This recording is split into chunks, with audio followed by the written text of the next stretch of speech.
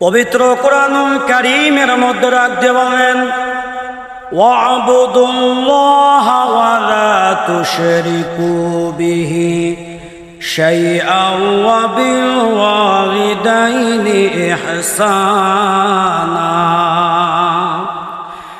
আল্লাহ তাআলা রাখতে বলেন,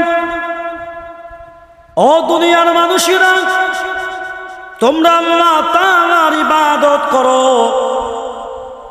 ওয়ালা তুশরিকু বিহি শাইআন, তোমরা আল্লাহর সঙ্গে অন্য কিছু শরীক করিও না, ওয়া বিল ওয়ালিদাইনি ইহসানা, তোমরা পিতা মাতার সঙ্গে ভালো ব্যবহার করো। পিতা মাতার সঙ্গে ভালো ব্যবহার করতে হবে। আল্লাহ রাব্বুল আলামিন কুরআনুল কারীমের মধ্যে রাখতে বলেন, ওয়া ক্বাদা রাব্বুকা আল্লা তা'বুদু ইল্লা ইয়্যাহু ওয়া বিল ওয়ালিদাইনি ইহসানা। আল্লাহ তাআলা রাখতে বলেন, আল্লাহর পক্ষ থেকে আদেশ, পিতা মাতার খেদমত করতে হবে, পিতা মাতাকে সম্মান করতে হবে, পিতা মাতাকে গুরুত্ব দিতে হবে, পিতা মাতাকে ভালোবাসতে হবে।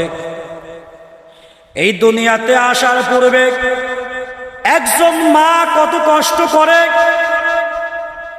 কিন্তু এই দুনিয়ার জমিনের মধ্যে সন্তান আসার পরে সেই মাকে তেমন গুরুত্ব দেয় না, সেই মাকে ভালোবাসে না, সেই মাকে খাবার দিতে চাই না। কথা বলেন ঠিক কিনা?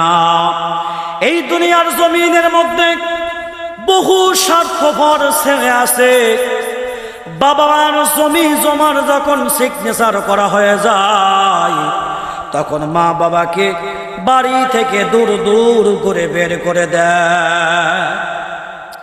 সম্মানিত হাজিরিন, আজকে ছেলের সন্তানরা মা বাবাকে দেখতে চায় না, কিন্তু আমি যখন ছোট ছিলাম তখন আমার মা বাবা আমাকে কত কষ্ট করে মানুষ করেছে, কত কষ্ট করে বড় করেছে।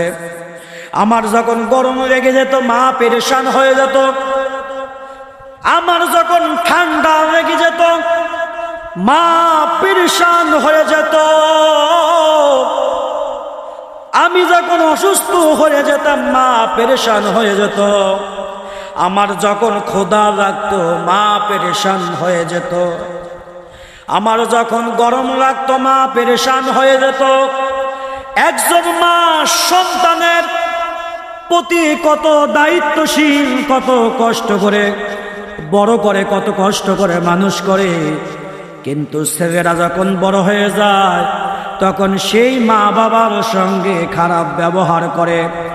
এমন কিছু বকাটে কিছু ছেলেরা আছে, তারা মা বাবার সঙ্গে খারাপ ব্যবহার করে, শুধু তাই নয় তাদের শরীরে আঘাত করে। যারা মা বাবাকে কষ্ট দিবে আল্লাহ তাআলা তাদেরকে ইহকালেও কষ্ট দিবেন, পরকালেও কষ্ট দিবেন। এই জন্য আমরা কখনো মা বাবার সঙ্গে খারাপ ব্যবহার করব না। হযরতে বাইজিদ বুস্তামি রাহমাতুল্লাহ আলাইহি, তার মা অসুস্থ, এমন সময় বাইজিদের মা ডাক দিয়ে বললেন, ও বাইজিদ, তুমি আমার জন্য একটু পানির ব্যবস্থা করে দাও। হযরতে বাইজিদ বুস্তামি রাহমাতুল্লাহ আলাইহি, তিনি ছোট মানুষ, অন্ধকার রাস্তা পেরিয়ে মায়ের জন্য পানি আনতে গেলেন ঝর্ণা থেকে। পানি নিয়ে আসার পরে যখন ঘরে আসলেন, আসার পরে দেখতে পাইলেন মা জননী ঘুমিয়ে গেছে। তার মাকে ডাক দিলেন না, কারণ মায়ের কষ্ট হয়ে যাবে। এইবার মায়ের পাশে দাঁড়িয়ে রইলেন। মা যখন ঘুমাইতেছেন, ঘুমাইতে ঘুমাইতে তাহাজ্জুদের সময় যখন হয়ে যায়, মা তখন ঘুম থেকে উঠে পড়লেন। ঘুম থেকে ওঠার পরে তার মা ডাক দিয়ে বললেন, বাবা তুমি দাঁড়িয়ে আছো। এবার বাইজিদ ডাক দিয়ে বললেন, মা তুমি যখন আমাকে পানি আনতে বলছিলা তখন থেকে আমি পানি আনার পরে দাঁড়িয়ে আছি।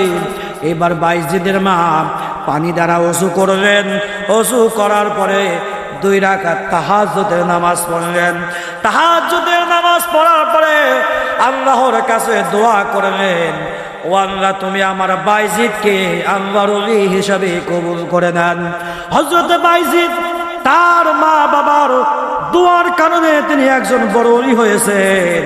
আর এই দুনিয়ার মধ্যে আমরা খেয়াল করলে দেখতে পাই, ফিরাউন নামের একজন ব্যক্তি ছিল ইতিপূর্বে একজন কাফের, যেই ব্যক্তি মা বাবার বদদুয়ার কারণে পথভ্রষ্ট হয়েছেন। এই জন্য আমরা মা বাবাকে কখনো কষ্ট দেব না। একজন সাহাবী আল্লাহর নবীজির কাছে এসে জিজ্ঞাসা করল, ইয়া রাসূলুল্লাহ, ইয়া হাবিবাল্লাহ, আমার কাছ থেকে সব থেকে কে বেশি ভালো ব্যবহার পাওয়ার হকদার? আল্লাহর নবী বললেন তোমার মা। দ্বিতীয়বার জিজ্ঞাসা করলেন তারপরে কে? এবার নবী বললেন তোমার মা। এরপর জিজ্ঞাসা করলেন তারপরে কে? আল্লাহর নবী বললেন যে তোমার মা। চতুর্থবারে আল্লাহর নবীজি সেই সাহাবীকে ডাক দিয়ে বললেন তোমার বাবা। আল্লাহর নবীজি মাকে কত ভালোবাসতেন, মাকে কত মহব্বত করেছেন। যেই নবীজির মাও নাই বাবা নাই, আল্লাহর নবীজি এতিম নবীজি তার মার প্রতি অনেক সহনশীল ছিলেন।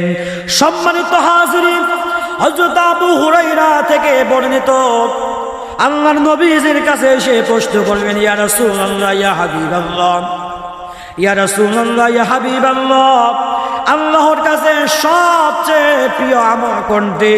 আল্লাহর নবী ডাক দিয়ে বললেন সবচেয়ে আল্লাহর কাছে প্রিয় আমল হলো 3টি।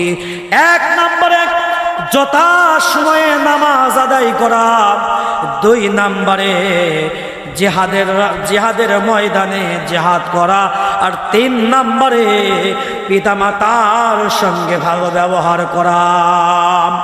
আজকে বাংলাদেশের মধ্যে দেখা যায় কিছু ছেলেরা মা বাবার সঙ্গে খারাপ ব্যবহার করে। শুধু তাই নয়, বাড়ি থেকে বের করে দেয়, মা বাবা রাস্তায় রাস্তায় থেকে নিজের জীবনটা কাটায়া দেয়।